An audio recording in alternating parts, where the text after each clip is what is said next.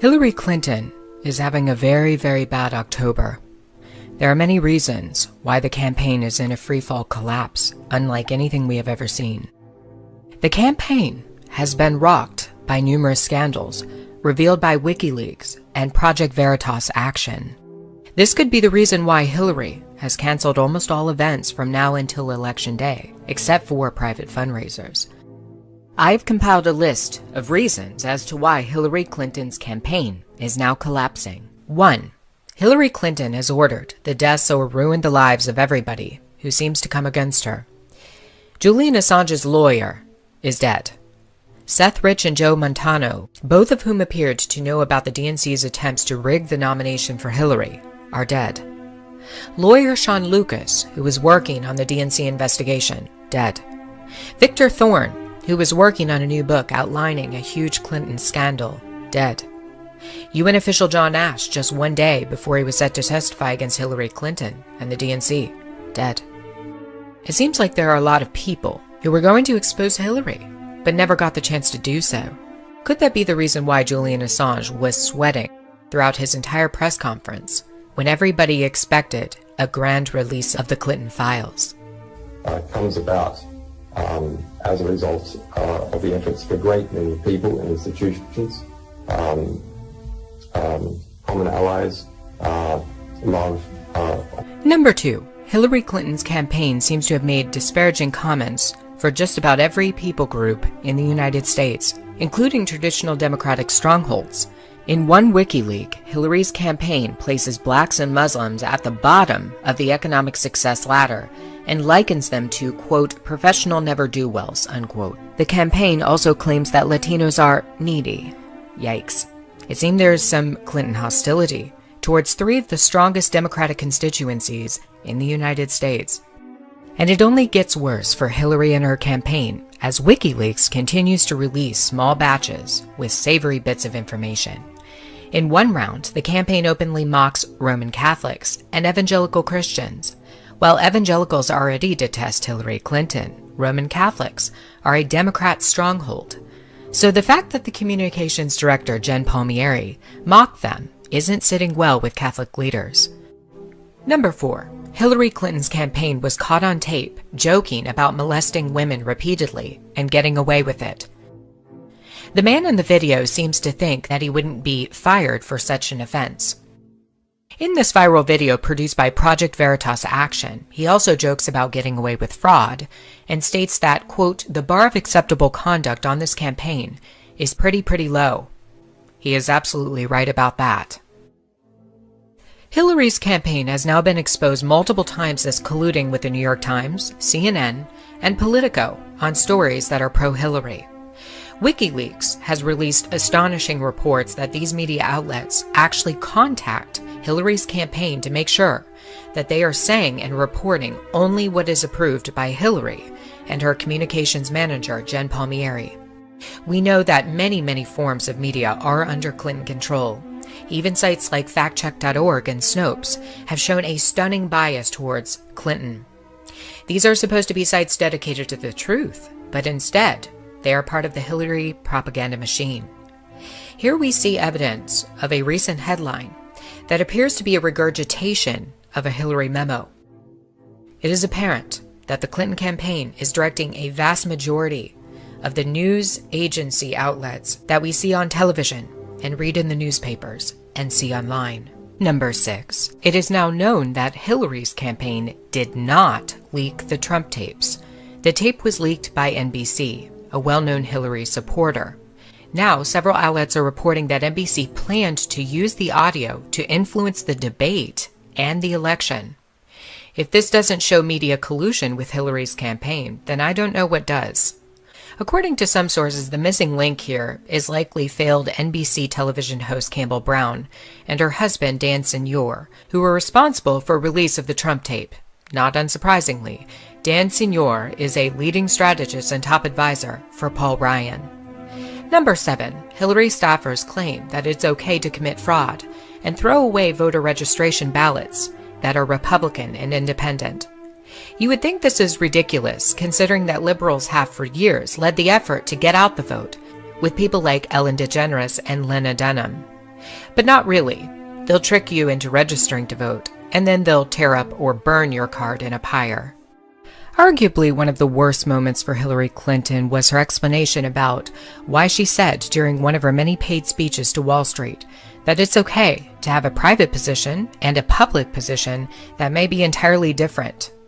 This is popularly known as lying. Yet after being exposed, Hillary tried desperately to redeem herself with the famous Honest Abe explanation, which is now considered one of the worst responses to a question in modern debate history. Of Secretary Clinton's paid speeches, which she has refused to release, and one line in particular in which you, Secretary Clinton, purportedly say you need both a public and private position on certain issues. So, two from Virginia asks, is it okay for politicians to be two-faced? Is it acceptable for a politician to have a private stance on issues? Secretary Clinton, well, your 2 minutes. Right. As I recall, that was something I said about Abraham Lincoln after having seen the wonderful Steven Spielberg movie called Lincoln. It was a master class watching President Lincoln. Number 9. CNN has been caught numerous times steering the election for Hillary, whether it is through Clinton surrogates like Brooke Baldwin and Ana Navarro. It's almost embarrassing to watch CNN anymore because it is so biased. And yet, when you thought it couldn't get any worse, it did. Donna Brazile, a CNN contributor and then vice chair of the DNC, clearly leaked questions to the Clinton campaign before a debate between Hillary and Bernie Sanders. Even the Young Turks blasted the Clinton campaign on this one. Number 10. Julian Assange suggested back in the summer of 2016 that Hillary Clinton had provided military-grade weaponry to ISIS. Even pro-Hillary website Snopes.com was unable to debunk this one with another of their dubious sources. Snopes was forced to admit that Julian Assange did indeed say in July that leaked emails would paint a, quote, rich picture of Hillary Clinton's hawkish tendencies in Libya. Assange also made a curious connection that ISIS was the beneficiary of weapons from Libya. If a leak comes out, it could tie together Benghazi, the deaths of the Americans there, and Hillary's providing arms to ISIS. Number 11. In a Project Veritas leak, Democratic do-nothing Senator Russ Feingold said that Hillary Clinton will issue an executive order on gun control. But not just any action. The organizer of the event featuring Russ Feingold went on to explain exactly what this action would entail. Quote, Hillary wants to shut it down. If we can get guns away from everyone in this country, she'll close loopholes and get rid of assault weapons. She will get rid of being able to buy, unlimited bullets. She's going to make all that stop, unquote. Of course, this conflicts with what Hillary just said in the second debate, that she's for the Second Amendment. And I just want to quickly say, very quickly, I respect the Second Amendment. You may believe that Jeffrey Epstein is a story in the past, that Bill Clinton knew him but no longer associates with him. That is incorrect. There are allegations coming out now that Bill and Hillary never severed ties with their best friend. It is well known that Bill used Epstein's private jet between 2001 and 2003 to fly around, raising money. It is also known that Bill Clinton made dozens of visits to Epstein's Caribbean island from 2002 through 2005. Bill Clinton praised Epstein for his, quote, insights and generosity, unquote, after using his private jet several times. The two were very close friends and still are. Epstein's crimes are disgusting, as are Prince Andrew's, who is a part of the circle, as are Bill Clinton's. And yet, there has been almost no coverage about the new book, released in October by James Patterson called Filthy Rich, which outlines Clinton's relationship with Epstein. Number 13. Hillary Clinton claims to be the hero of middle-class and working-class women, even posting a tweet entitled, quote, women have the power to stop Trump, unquote. Now, a hack WikiLeaks reveals that Hillary, Bill, and her campaign sought to undermine and destroy the reputation of Juanita Broaddrick. The hypocrisy in this is quite astounding. But there was something about Juanita Broaddrick that was very threatening to Hillary. While the other accusers of Bill alleged some type of sexual assault, Broaddrick's claims went a bit further. Hillary sought to destroy her reputation, and to hide the truth from the public. That doesn't sound like a hero of women that Hillary has painted herself out to be. Number 14. Hillary Clinton and her entire campaign are blaming everything about WikiLeaks on the Russians and telling the American public that the Russians do not want Hillary Clinton to be president. This is merely a tactic. It isn't the truth. Several WikiLeaks show that Hillary has praised Vladimir Putin, that she was happy to be among his, quote, inner sanctum, and that the two have had a very positive relationship. So why the sudden change, Hillary? Number 15. Hillary proves in WikiLeaks that she is basically carrying out the agenda of Wall Street and the big banks. In one email, she encourages Wall Street to get involved in the political process of America. And in another, she encourages rich bankers to influence politics, that huge sums of Wall Street money can buy, influence, and potentially change the course of politics. She's not for the American people. She's for the big banks. Number 16.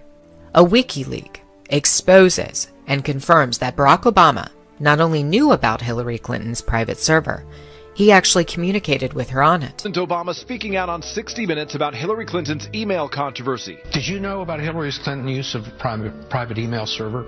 No. While she was Secretary of State? No. Now it's pretty well confirmed that he received a number of them from her, so isn't that a flat-out lie? Well, yeah, I mean, it's there are a lot of instances in which President Obama was asked about whether or not he knew about Hillary Clinton's email server. I'm not sure what the timeline is. I can't answer that concretely, and, there's a lot that goes into it. But yes, this certainly does show that President Obama and Hillary Clinton had communication on this private email server. And yet, with all of these crimes, lies, leaks, murders, and cover-ups, Hillary still has a secret weapon. And that is vulnerable feminists. Her goal is to make women as angry at Donald Trump as possible, so that they turn out to the polls in droves for her. She wants to create as many feminists as possible, using Donald Trump as bait, so that all the vulnerable, insecure feminists will vote for her, one of the most corrupt politicians in the world. The WikiLeaks files have proved that. This is a message directly to the women of America. I want to know how you plan to sleep at night after you vote for her.